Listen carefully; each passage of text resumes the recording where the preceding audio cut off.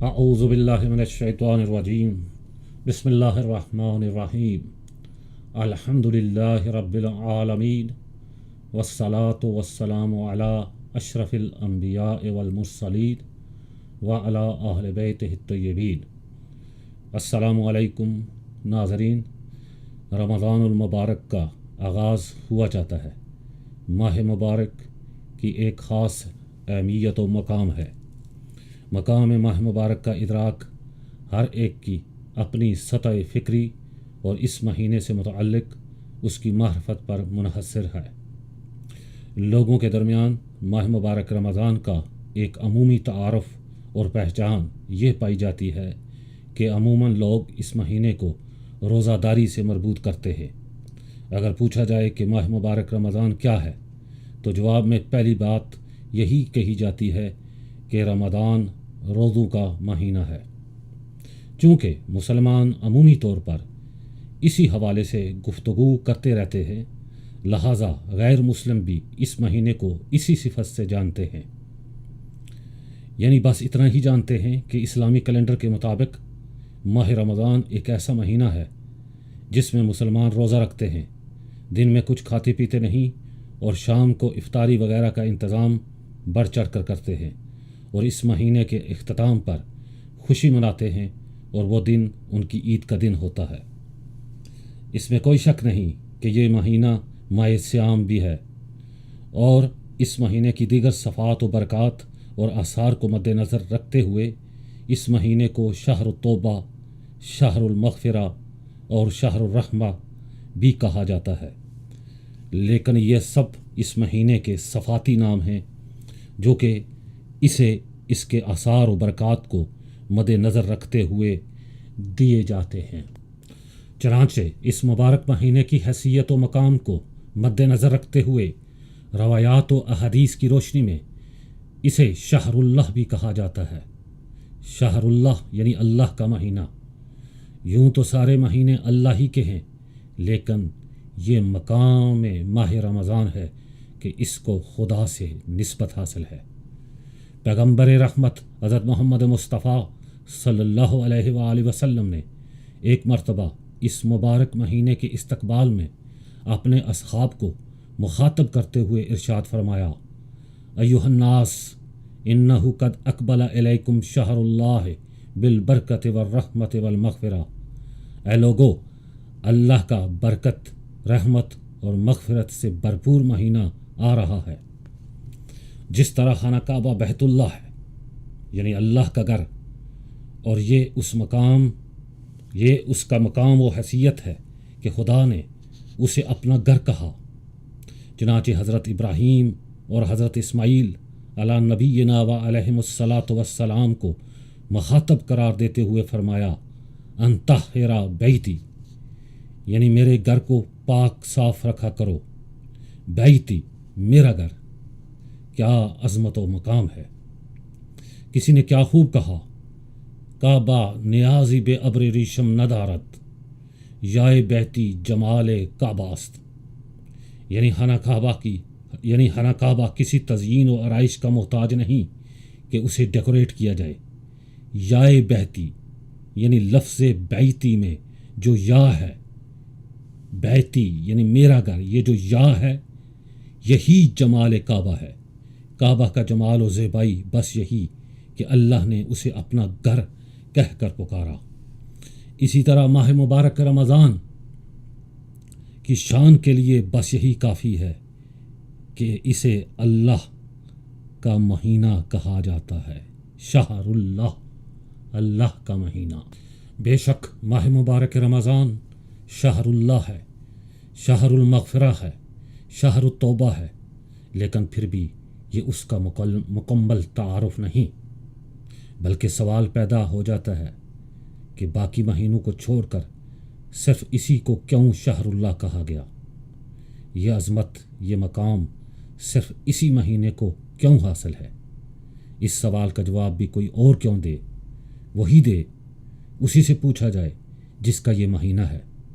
تو آئیے دیکھتے ہیں کہ خدا نے اس مہینے کا تعارف کس انداز میں پیش کیا۔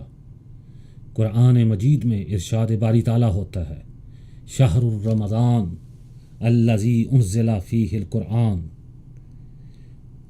رمضان کا مہینہ وہ مہینہ ہے جس میں قرآن نازل ہوا۔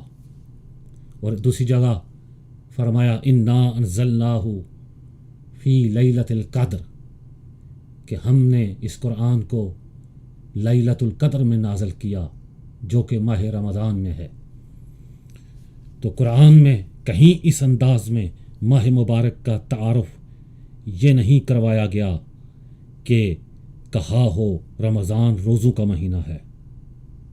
ہاں، وہ قرآن جو کہ اس مہینے میں نازل ہوا اسی میں کچھ احکامات ہیں۔ قرآن کے ذریعے اللہ نے اپنے بندوں کے لیے احکام صادر فرمائے ہیں۔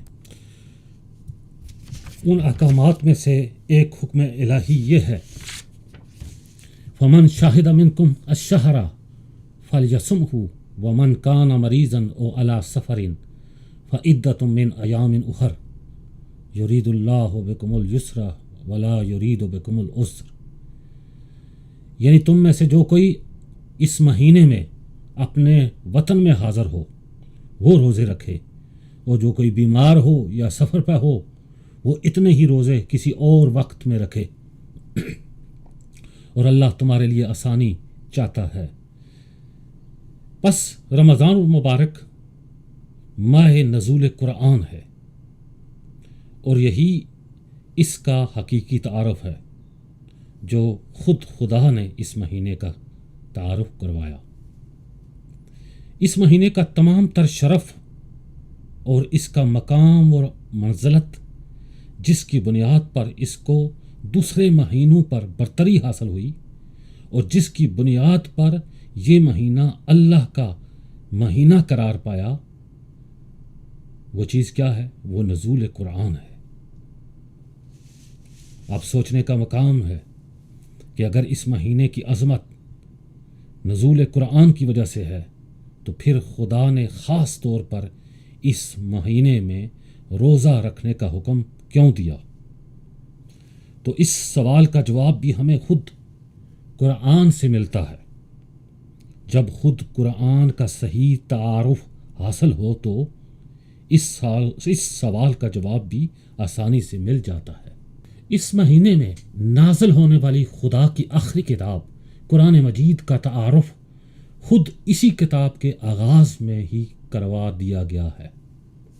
ارشاد باری تعالیٰ ہے ذالک الکتاب لا ریب فیہ ھدی للمتقین، قرآن کتاب ہدایت ہے، اور قرآن کے ذریعے حقیقی ہدایت اور رہنمائی صرف متقین کے لیے ہے، ھدی للمتقین۔ تو اگر آپ چاہتے ہیں کہ قرآن سے حقیقی رہنمائی حاصل کریں تو آپ کے پاس کچھ کوالیفیکیشن ہونا چاہیے، اور وہ کوالیفیکیشن کیا ہے؟ وہ کوالیفیکیشن تقویٰ ہے۔ تو اب سوال یہ ہے کہ تقویٰ کیسے حاصل ہو؟ تو اس کا طریقہ بھی خود قرآن میں درج ہے۔ چنانچہ ارشاد باری تعالیٰ ہے یا ایھا الذین آمنوا کتب علیکم الصیام کما کتب علی الذین من قبلکم لعلکم تتقون، اے ایمان والو، تم پر روزے فرض کیے گئے ہیں جس طرح کہ تم سے پہلے لوگوں پر فرض کیے گئے تھے۔ اور یہ روزے کیوں فرض کیے گئے ہیں؟ لعلکم تتقون، شاید کہ تم متقی بن جاؤ۔ تو اب معلوم ہوا کہ جس مہینے میں قرآن نازل ہوا اسی مہینے میں ہی ہمیں خدا نے اس کام کا حکم دیا جو کہ ہمارے اندر تقوی الہی پیدا کرنے کا سبب بن سکتا ہے۔ ہم اس قابل بن سکیں کہ قرآن مجید جو کہ ہدایت کی کتاب ہے اس سے صحیح معنی میں ہدایت پا سکیں۔ ناظرین، ماہ مبارک رمضان کا تعارف قرآن نے کروایا کہ یہ وہ مہینہ ہے کہ جس میں قرآن نازل ہوا، اور چونکہ قرآن جو کہ ایک کتاب ہدایت ہے اور ہر ایک کے لیے نہیں، بلکہ اس سے صحیح معنی میں وہ لوگ ہدایت حاصل کر سکتے ہیں جو متقی ہوں، جن کے پاس ایک خاص کوالیفیکیشن ہو، اور وہ کوالیفیکیشن تقوی ہے۔ تو لہٰذا اس کوالیفیکیشن کو پورا کرنے کے لیے یہی کتاب ہدایت ہمیں ہدایت فراہم کرتی ہے کہ تم روزے رکھو، کیونکہ یہ روزے سبب بنتے ہیں کہ تمہارے اندر تقوی الہی ایجاد ہو۔ یعنی گارنٹی نہیں دی گئی، ارشاد ہوا لعلکم تتقون، کہ شاید تم متقی بن جاؤ۔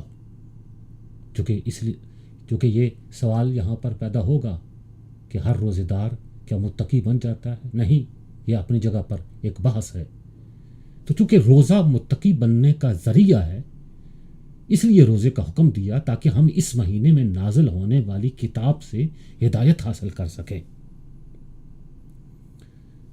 تو یہ تمام سوالات، ان کے جوابات ہمارے سامنے ہیں، لیکن آخر میں ایک اضافی مطلب بھی بیان کرتا چلوں، وہ یہ کہ متقی بننا ہماری مجبوری ہے، اس لیے کہ ہم میں سے بہت سے لوگ دعویٰ کرتے ہیں کہ وہ حضرت امیر المومنین علی ابن ابی طالب علیہ الصلاۃ والسلام کو اپنا امام مانتے ہیں اور کہتے ہیں کہ حضرت ان کے امام ہیں، لیکن شاید غور نہیں کیا جاتا کہ کیا کسی کے کہنے سے حضرت علی علیہ الصلاۃ والسلام اس کے امام بن جاتے ہیں، جبکہ حضرت علی تو امام المتقین ہیں، متقیوں کے امام ہیں۔